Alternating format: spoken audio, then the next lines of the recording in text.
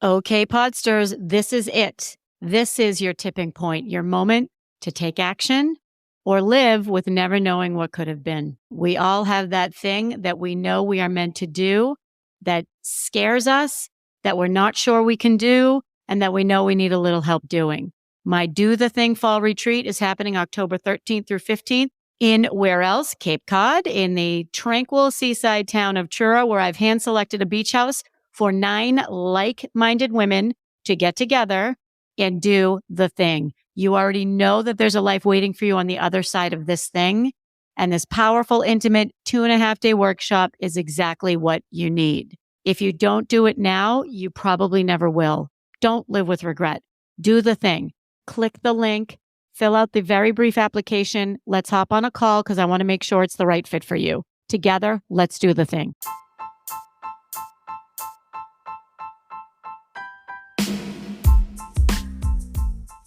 Welcome to Unmute Yourself, the podcast. I'm Nancy Medoff, keynote speaker, best-selling author, executive coach, and equity evangelist who literally wrote the book on women in confidence. And I'm Beth Knaus, creative copywriter who works with female entrepreneurs who are done putting safe and general content out there and ready to walk the fine line between honoring their bold voices and perspectives and honoring their professionalism. We are on fire and on a mission to inspire and empower you, and who are we kidding? The world, to speak up, stand out, and get your seat at the table. If you're looking for straight talk and a weekly shot of confidence, you've landed in the right place. Beth and I met while collaborating on my #1 bestseller, Unmute Yourself and Speak Up to Stand Out. We hit it off and we knew right away that we needed to keep these important conversations going so that women around the globe will speak up and stop building our own glass ceiling. So here we are, coming at you weekly with a perfect blend of realistic strategies, actionable tools, and real life stories to bring these important and somewhat controversial ideas to life. Doing so with humor, kindness, and the occasional shenanigans. Get ready to feel empowered and inspired to speak up, to stand out, and to build your confidence toolkit. Note to men or women who are not working in a professional capacity, we see you too, and we promise you the conversations here will inspire you as well. So buckle up, folks, because here we go.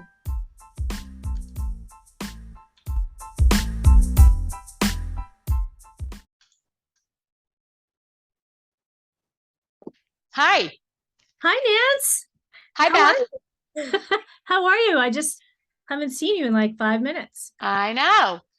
Again, we batch our podcast, so we do a couple at a time. We just finished wrapping up a really good one.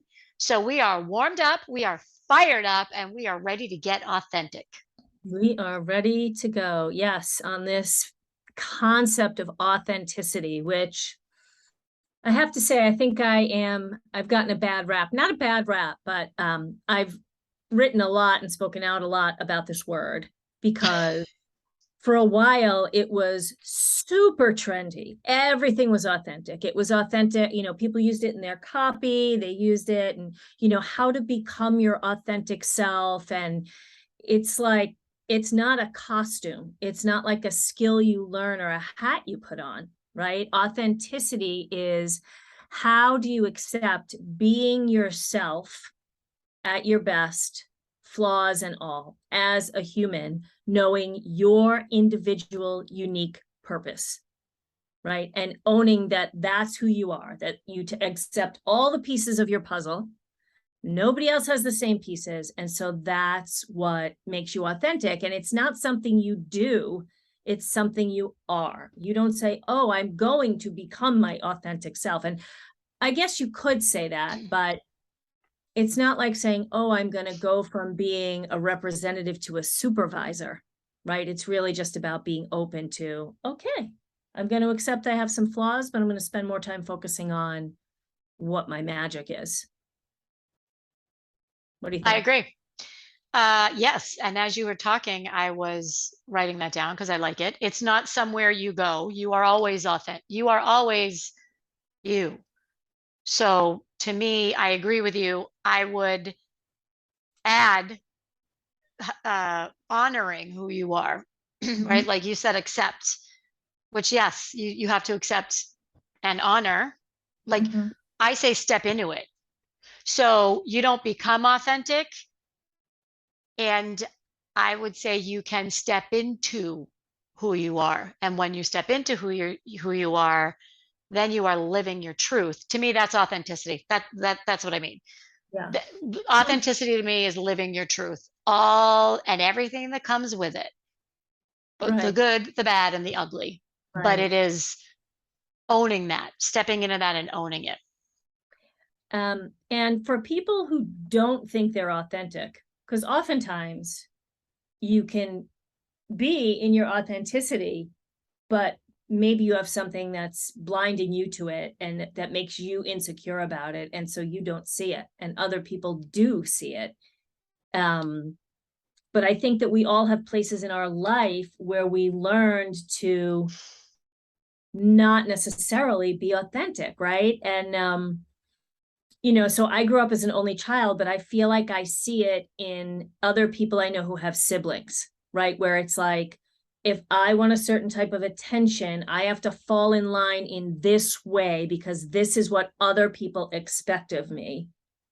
And you do it, but you're not your authentic self because you're falling into this mold that probably no longer serves you and that everyone around you kind of put you in, or you fit in because everybody else was fitting into theirs. And the second spot I see that is um, at when you're a mom, especially when you're home with your first kid and it's you and that first kid and it's huge life-changing thing.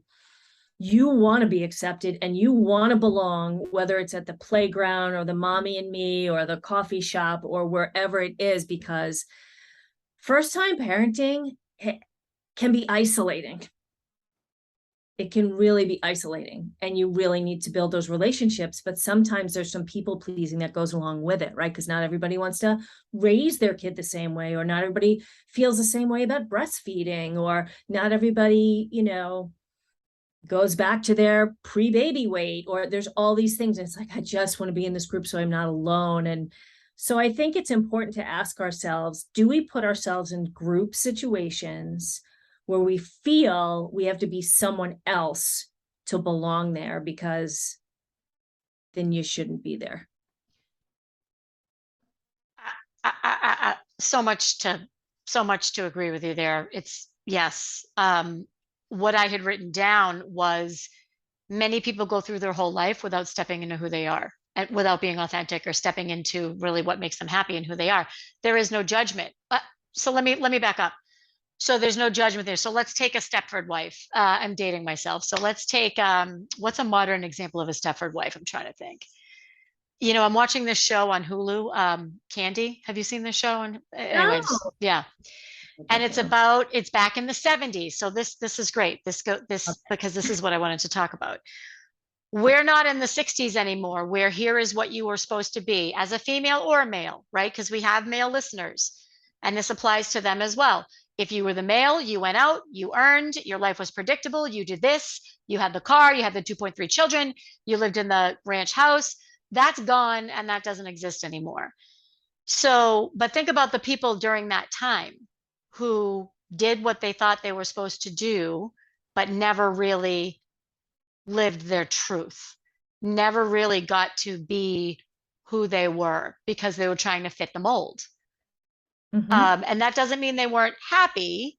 Maybe they were happy, maybe they were content. But I can tell you firsthand that when you do honor, accept, and step into everything that you are, this doesn't mean you're an asshole. This just means that you are, I know who I am, flaws and all, and I try to work on those flaws. I know I'm not perfect.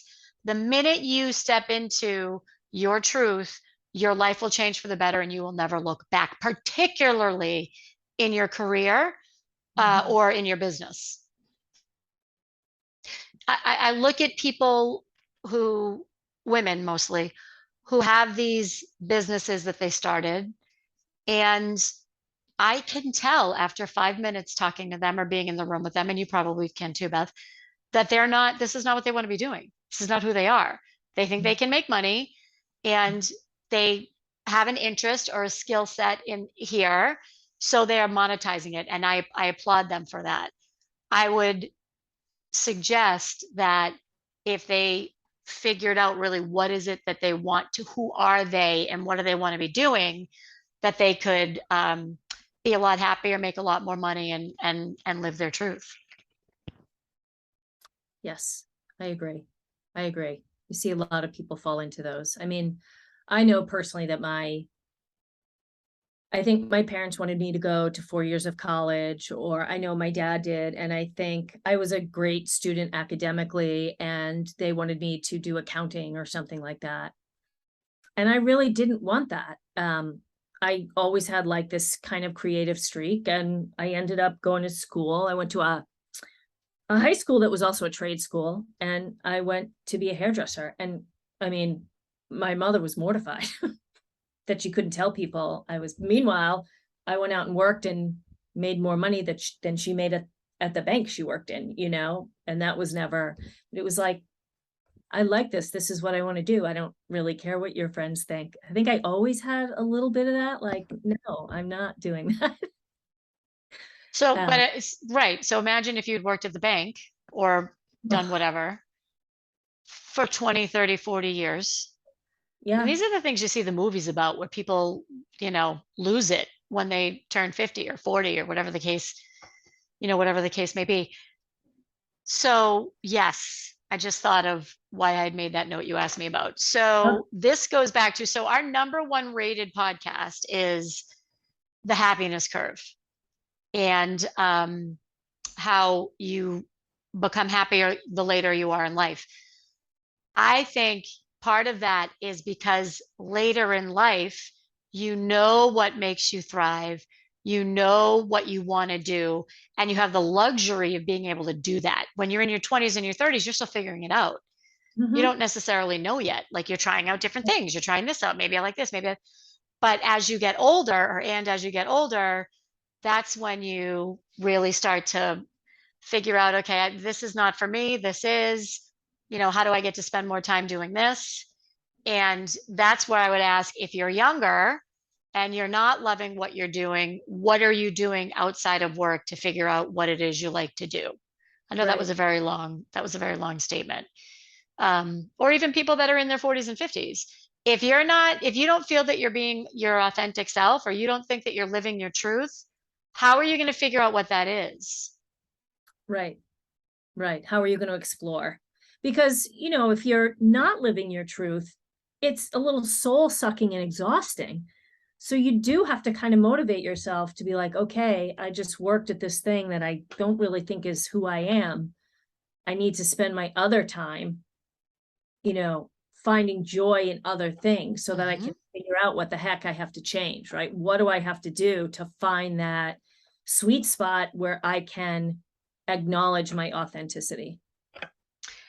Conforming is exhausting Yeah, it sure is. because A, you're pretending, B, it feels icky, and C, you're not you're denying what you're supposed to be doing, or how you're supposed to be living.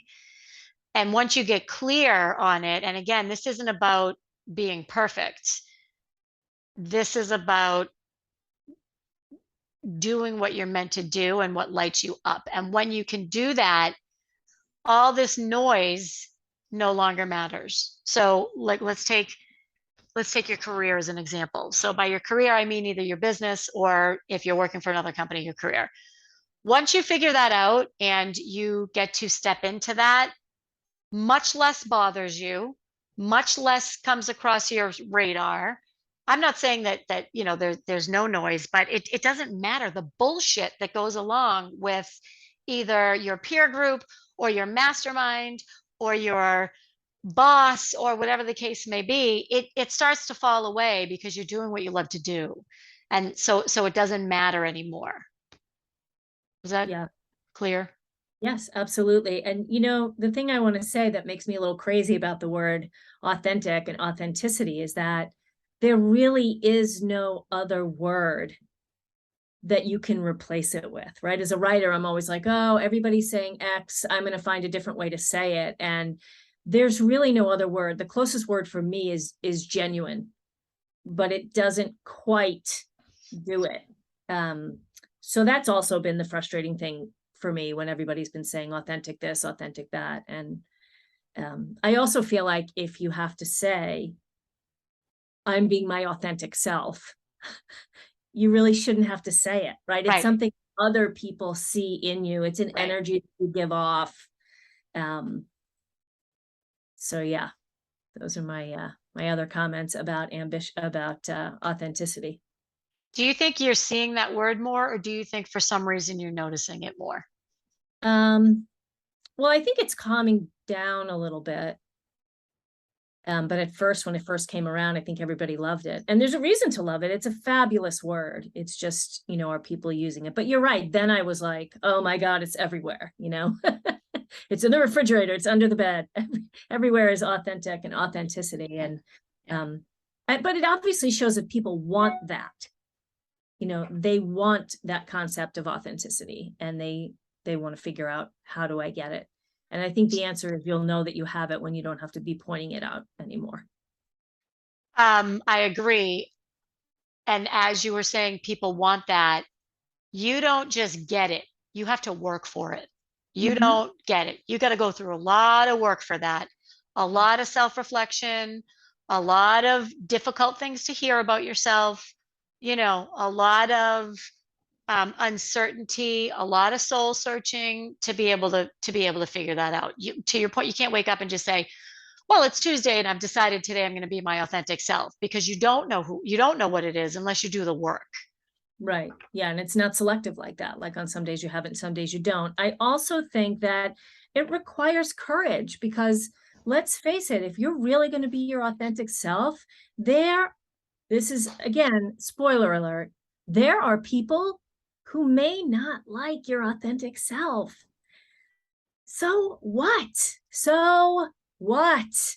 I mean, you can't everybody is not going to like you. You don't like everybody, right? Do you ever find yourself saying, I really want to like that person, there's a couple cool things about them, I really want to like them, but there's something stopping me? Yeah, And I do. yeah, and it's, whatever, they're not, if they're being authentic and it's not my vibe, it's just not my vibe. It doesn't mean I can't respect them, it doesn't mean I can't be nice to them. It just means that, maybe we're not going to have this strong connection, right? You have to find the people you jive with, and you want those people to be being authentic, and you as well, right? Yes. I think if you choose to, I think you said it takes courage. I forget what you just said. To take the risk, right? To take the risk, because it's a risk. You are 100% vulnerable. When you show up and you say, here's who I am, here's what I'd like to do, here's how I want to live my life. That's like a judgment beacon, right? Like, hey, everybody, please come judge me. What I have found, and this, I'm thinking about a friend of mine who went after his dream, gave everything up to go after his dream. And I so admire him for this. I might get choked up actually. So admire him. And the people who aren't happy for him are jealous. They're envious and they're jealous because he did the work, he took the risk, and now he's living it and he's never been happier. So, that's a piece too, is maybe you're getting a little bit of flack because they couldn't do it, because they didn't do the work, or they didn't take the chance, or whatever the case may be. So that's what I think about that, Beth. Right. Well, and I am going to say, the more we do these podcasts, the more you can see that there's overlap. Last week's podcast was about limiting beliefs. And if you want to be authentic, you have to get rid of them. So if you didn't hear the podcast last week, you should check out limiting beliefs, because it definitely ties into this, to figuring out how will you be, or how can you feel your authenticity, right? How can you live it and embody it? And figure it out, right? Like Yeah, that's, figure it out. yeah. Yeah. You said something about people judging you or people not liking you or not liking what what you're doing. I also think it goes back to who are you surrounding yourself with? And that goes back to your tribe, which I think we talked about last 2 weeks ago. Um, we have a podcast episode called Find Your Tribe. Anyway, it's as you start to step into who you are, you will lose people along the way. Mm. That is okay. They weren't your people. Right. They liked and gravitated towards who you were in the box, the mold. They wanted that person, not the one that you came out to be. I'll tell you, it's okay because you will never, ever, ever look back, ever, ever. Not one time. Not one time. Not one time. Um, what else do we have? Oh, so any takeaways? Hmm. I have one if you're thinking. Okay, go ahead.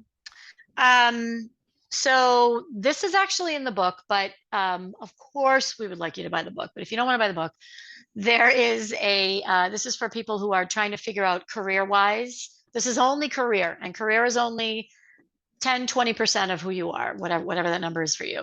It's called the High Five Test. And if you go to high and the number 5test.com, there's a free version and there's a paid version. And the paid version gives you 30. The free version, I think, gives you like 8 or 7.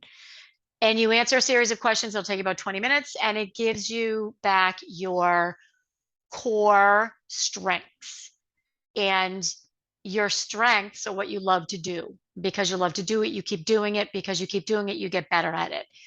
This book and this test changed my life 20 years ago, changed my life again a few years ago. Strongly recommend. I will put a link in the show notes. It's called the High Five, HIGH number 5test.com. And that will help you get closer to how do I thrive? What should I be doing? And that is one step to take to get closer to living that kind of life. Yeah, I love that. I've taken a bunch of different tests because I like to see what they all say, because some of them are more personality heavy and some of them are skill heavy and that sort of thing. And yeah, I want to add that one to my, because then when you have these things, you can, ask yourself if you're feeling off, am I living in my strengths? Am I living in my positive qualities and personality characteristics? You can look at the list and say, I didn't do that today. I didn't really use that as my guide today, right? Because, we all have days where we buckle in some way, or we think the easy way out is just going to be this or whatever. So it's just a nice reminder. Yeah, and it'll validate if you're not happy at work and you take that test and what your top 5 strengths, narrow it down to 5, your top 5 strengths are not how you're spending most of your days, and it's time to find a job where that's what you're doing. That's a lot Right. of that's part of the I'd be interested to see what you're saying, To see what my, what your top 5 are. Yeah. okay. All right. All I'll right. take Okay. that. And then if you combine it with last week's episode, Beth had a really great example of a journal prompt of what is possible. If you take the 5 strengths and right after that, you just start writing down or dictating, I dictate now, what is possible based on those 5 strengths, what's possible. That's Mm-hmm. that's Yeah. huge. How do you use those strengths to achieve what's possible? Yeah, I Exactly. love that. I love that. Yep. Because I like that with values too, when I work with clients on their Mhm. messaging. You have values, but what are you using to implement those values? You're Yep. using your strengths. So Yep. And also if you do this, Podsters, let us know. I'd love to know. I love this. This is what I love to do. I would love to know what strengths came up. I'd love to know about the journaling. I know Beth would as well. So hit us up on Insta or LinkedIn. Let us know. Leave a note or leave a comment or leave a review in the Apple Podcasts and let us know what you learned or what you found out. We would love to know all of this because we hear from people, but we don't hear from people enough because we love to hear from people all day long. So yeah. let us know. All right. Great. That's it for now. That's right. Everybody go out into the world and exist as your authentic self. Namaste, right? Namaste. Namaste, Nancy. Namaste away from people who aren't authentic. That's what I'm going to do. That's right. Okay. Okay, bye. Bye.